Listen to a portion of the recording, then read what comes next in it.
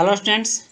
तो आज की हमारी वर्कशीट जो है वर्कशीट नंबर 30 और इस वर्कशीट में हम लोग ऋतुएं भाग 3 को पढ़ेंगे और मानसून की वापसी को पढ़ेंगे। पिछले वर्कशीट में हमने मानसून के बारे में जाना था। तो ये वर्कशीट जैसा कि आप सभी जानते हैं कि ये क्लास 9th के स्टूडेंट्स के लिए है और सामाजिक विज्ञान भूगोल से ली गई है। तो पीछे के वर्कशीट को आगे बढ़ाते हुए, उसके क्रम को आगे बढ़ाते हुए वर्कशीट नंबर 30 देख रहे हैं। और पीछे की बातों को भी, मानसून के बारे में अगर आपको जानना होगा तो आप प्लेलिस्ट में जाकर के एसएसटी की 29वीं वर्कशीट आप देख सकते हैं, जो कि इसी से रिलेटेड है। तो चलिए शुरू करते हैं। उस समय था कि मानसून कैसे आता है, इसको हमने जाना था, और आज की वर्कशीट में जानेंगे मानसून की वापसी कैसे होती है। ठीक, तो कह रहा है कि अक्टूबर नवंबर के दौरान दक्षिण की तरफ सूर्य की आभासी गति के कारण मानसून गर्त निम्न दाब उत्तरी मैदानों के ऊपर शिथिल हो जाता है। मतलब कि सूर्य जो है ये पृथ्वी का जो पार्ट है, पहले सूर्य जो पृथ्वी के उत्तरी गोलार्ध में होता है, और अक्टूबर नवंबर के दौरान धीरे धीरे सूर्य दक्षिणी गोलार्ध की ओर जाना शुरू कर देता है। तो इससे क्या होता है कि इधर मानसून गर्त यहाँ शिथिल हो जाता है और निम्न दाब के स्थान पर उच्च दाब प्रणाली का बनना शुरू हो जाता है। और भारत में जो निम्न दाब था, जिस निम्न दाब की वजह से हवाएं समुद्र से स्थल की ओर आती थीं, अब इस क्षेत्र पर उच्च दाब का बनना शुरू हो जाता है, और जिससे दक्षिण पश्चिम मानसून पीछे हटना शुरू हो जाता है। और मानचित्र के द्वारा तिथि के अनुसार इसे समझिए। चलिए देखते हैं। करा कि अक्टूबर नवंबर में जब यहाँ का निम्न दाब समाप्त हो जाता है, सूर्य धीरे धीरे इस उत्तरी गोलार्ध से दक्षिणी गोलार्ध की तरफ, दक्षिण की तरफ बढ़ना शुरू करता है, तो इधर निम्न दाब की अपेक्षा उच्च दाब का बनना शुरू हो जाता है। और जब उच्च दाब रहेगा तो हवाएं यहाँ से स्थल से समुद्र की ओर वापस लौटेंगी। इस बात को आप समझ गए। तो अब पवनें अब स्थल से समुद्र की ओर खिसकना शुरू कर देती है, चूंकि अब इधर उच्च दाब हो गया और इधर निम्न दाब बन जाता है। ठीक, क्योंकि इधर धीरे धीरे मौसम में ठंडापन आने लगता है और हवाओं का दाब जो है वो ज़्यादा हो जाता है।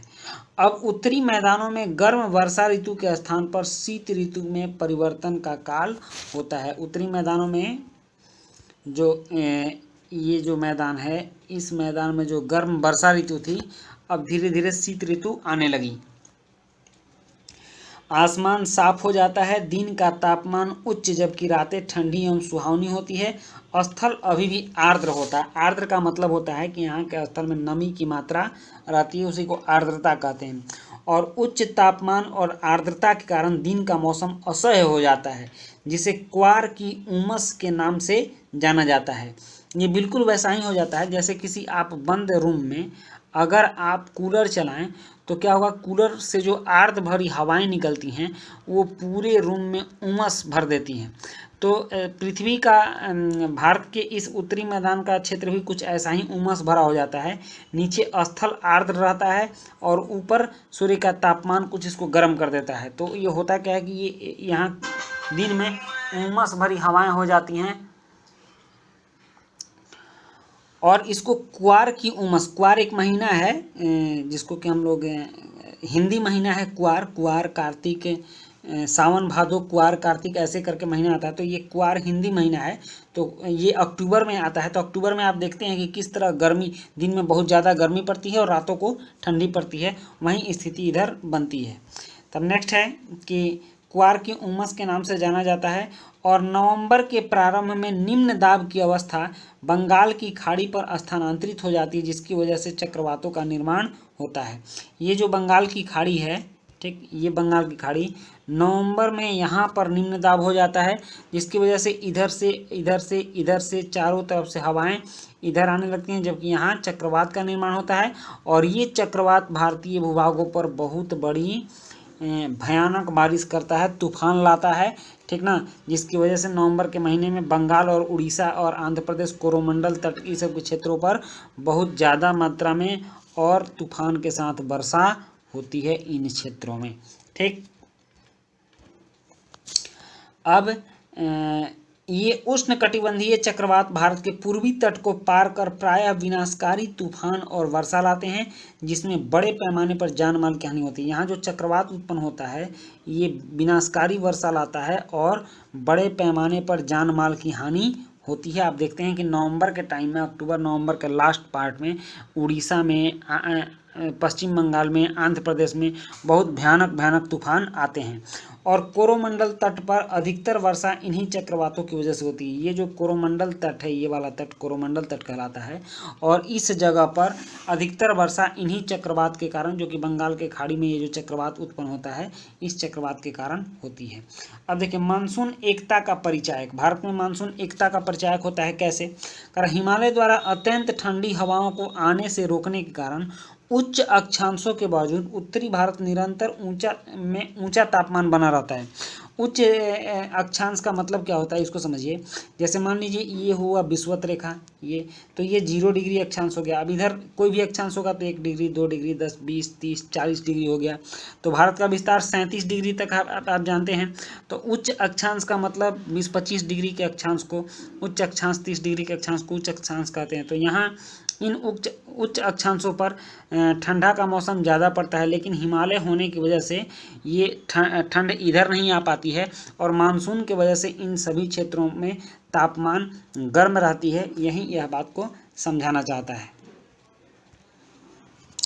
तो निरंतर ऊंचा तापमान बना रहता है, और इसी प्रकार प्रायद्वीपीय पठार में तीनों ओर से समुद्रों के प्रभाव के कारण तापमान सम बना रहता है। हमने आपको बताया था कि इस भाग को प्रायद्वीपीय पठार कहा जाता है, ठीक।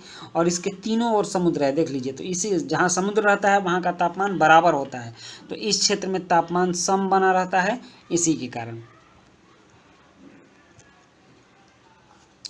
परंतु फिर भी भारतीय प्रायद्वीप पर मानसून की एकता का प्रभाव बहुत ही स्पष्ट है। जब मानसून आता है तो पूरे भारत को एक सूत्र में बांध देता है। पूरे भारत में एक साथ वर्षा होती है, पूरे भारत में एक साथ कृषि होती है, पूरे भारत के लोग एक साथ त्योहारों को मनाते हैं।